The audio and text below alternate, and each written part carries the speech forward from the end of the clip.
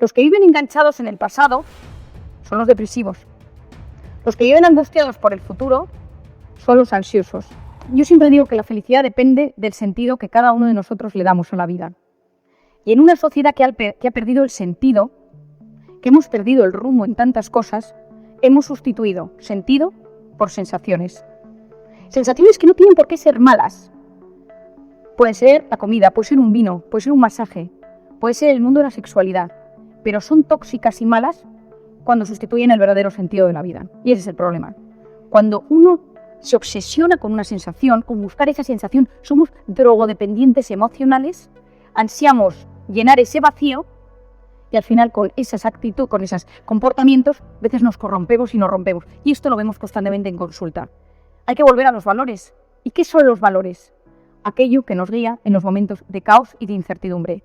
En ese momento en el que todo se vuelve completamente caótico, que no sabemos hacia dónde tenemos que dirigirnos, tener unos valores firmes y asentados nos ayuda a no perder todavía más el rumbo.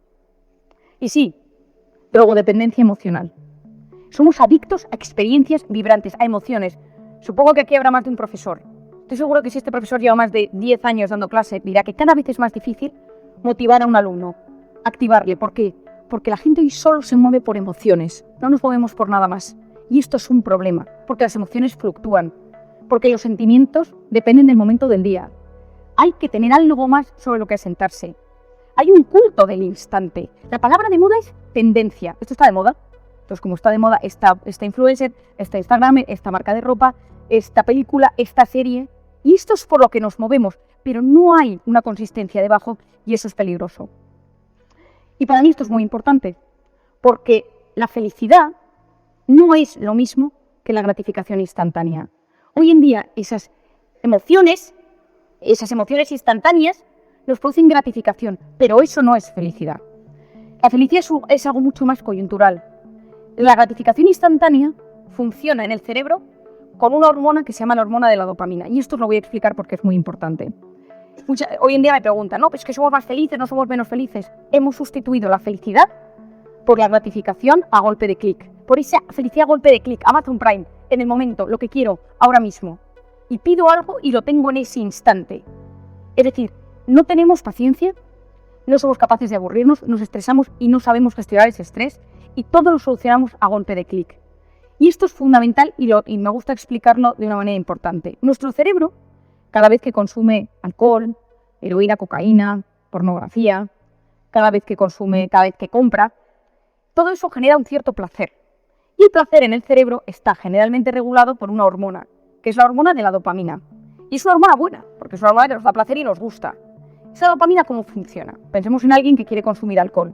La persona quiere consumir alcohol y empieza a pensar, quiero consumir.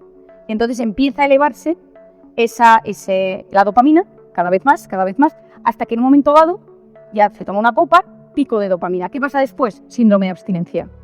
Porque la dopamina, que es la hormona del placer, es la hormona de las adicciones. ¿Qué descubrieron los cofundadores de Facebook hace unos años y lo reconocieron en un evento médico en Filadelfia hace un par de años? Que crearon Facebook para generar adictos.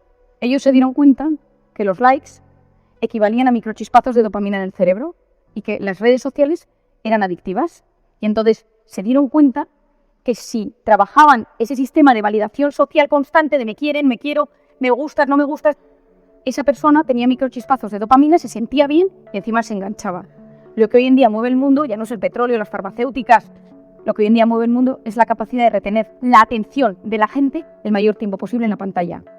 Los programadores de las grandes multinacionales emplean y contratan a neurocientíficos para que les enseñen cuáles son nuestros puntos vulnerables de la mente para engancharnos más tiempo. ¿Y eso qué nos da? Gratificaciones instantáneas, momentos de alivio. Ojo, esos programadores llevan a sus hijos a colegios donde no hay tecnología. Hoy en día, la última que leí el otro día en la prensa americana es que las nannies americanas firman un contrato por el cual nunca van a tener un teléfono o un dispositivo delante de los niños que cuiden. Es decir, los que nos están metiendo en ese mundo alejan a sus hijos de ese mundo. ¿Por qué? Porque saben que esto está creado para generar adicción. Yo no soy tecnófoba y tengo un teléfono, tengo un dispositivo, utilizo internet, pero yo siempre digo que tiene que haber un concepto claro y es ¿quién domina a quién? Los aparatos están diseñados para dominarnos Y están diseñados científicamente, y os daría 1000 ejemplos. Y el tema es quién domina a quién. El cerebro, cada vez que está aburrido o estresado, te pide el teléfono. Fijaros, estoy de repente esperando el autobús, teléfono. He tenido una pelea con mi padre, teléfono. He tenido una discusión con mi jefe, teléfono. ¿Por qué? Porque de repente me siento mejor. Y eso tiene un sentido científico. Pero ¿qué pasa? Que no sabemos gestionar el aburrimiento y el estrés. ¿Qué está pasando en la gente joven? Que no saben gestionar el aburrimiento y el estrés. Nula tolerancia a la frustración. Y esto es un problema. Porque la mayor parte de las cosas de la vida que valen la pena, sea el amor de los amigos, de pareja, o sea el trabajo, requieren esfuerzo, paciencia y no es a golpe de clic. Cualquiera que tenga aquí un matrimonio que funciona bien o un trabajo que le gusta sabe que es esfuerzo, costoso, no funciona todo el primer día, tiene 1000 impedimentos, pero nuestro cerebro lo estamos diseñando para recibir constantemente gratificaciones y cuando eso no sucede, nos frustramos y eso nos altera profundamente. Y yo trabajo mucho en este tema porque me parece que es clave. La capacidad de saber gestionar nosotros nuestro dispositivo. Y el segundo punto, donde esto es absolutamente fundamental, es el tema de la corteza prefrontal. La corteza prefrontal, la zona frontal del cerebro, es la zona que se encarga de 4 funciones fundamentales del ser humano. La atención, la concentración, la resolución de problemas y el control de los impulsos. Ahí es nada.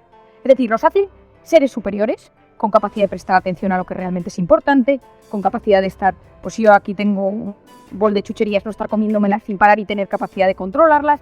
Si me ofrecen una copa y yo prefiero no beber, no tomarla. Esto es corteza prefrontal en gran parte. La voluntad reside ahí. ¿Qué pasa? Cuando nosotros somos pequeños y nacemos, un bebé, tiene todo el cerebro liso.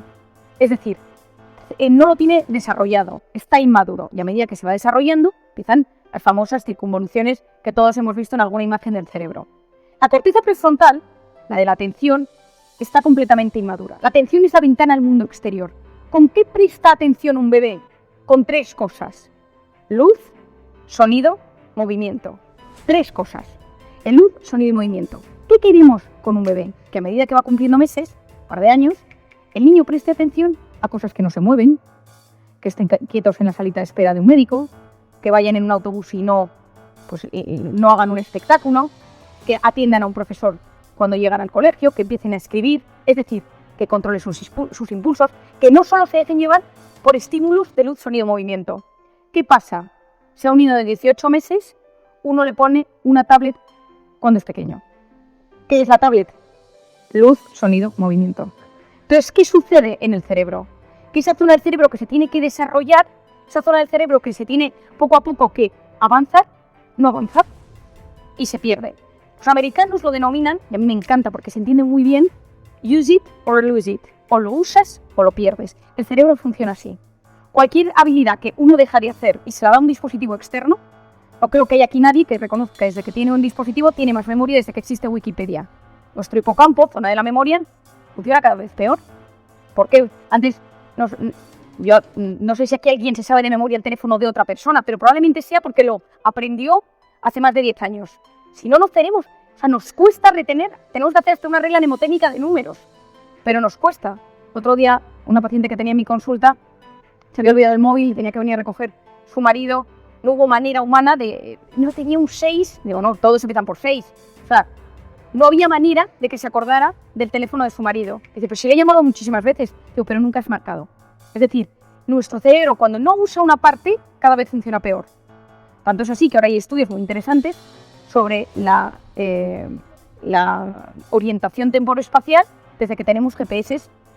Nadie se orienta mejor desde que tiene un GPS. ¿Por qué? Porque esa zona del cerebro que cuando la activas funciona muy bien, los que hacen montañismo, los que hacen excursiones lo tienen muy desarrollado, los que vamos siempre con Google Maps lo tenemos muy poco desarrollado y de repente nos perdemos y ya no sabemos hacia dónde nos estamos dirigiendo. Pues debido a nuestra corteza prefrontal, que es la que a mí ahora me interesa, como ya no la usamos, porque ¿a qué prestamos atención? Videojuegos, series, redes sociales, pantallas, y eso está hecho para que cada vez nos cueste más concentrarnos. Hay unos psiquiatras alemanes que lo denominan demencia digital, y es verdad. Una de las personas que más ha estudiado este tema, que es un americano que se llama Nicholas Carr, que ha trabajado en diferentes empresas americanas de tecnología, él tiene un artículo que se llama, muy conocido, que se llama Nos está convirtiendo Google en estúpidos. ¿Y él qué dice ante esto? Dice, yo antes leía una novela durante 2 horas y al día siguiente retomaba la novela y me acordaba de los personajes.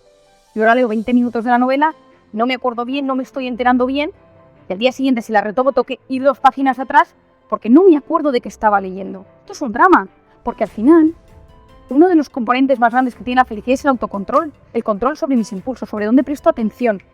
Y aquí voy a una parte fundamental que luego hilo con esto. Yo como psiquiatra siempre defino la felicidad de esta manera. La felicidad consiste en vivir instalado de forma sana y equilibrada en el presente, habiendo superado las heridas del pasado y mirando con ilusión al futuro. Los que viven enganchados en el pasado son los depresivos. Los que viven angustiados por el futuro son los ansiosos. Depresión y ansiedad, las 2 grandes enfermedades del siglo XXI. Si tú le preguntas a alguien qué te preocupa, te habla del pasado o del futuro. Nos hemos olvidado de vivir en el presente.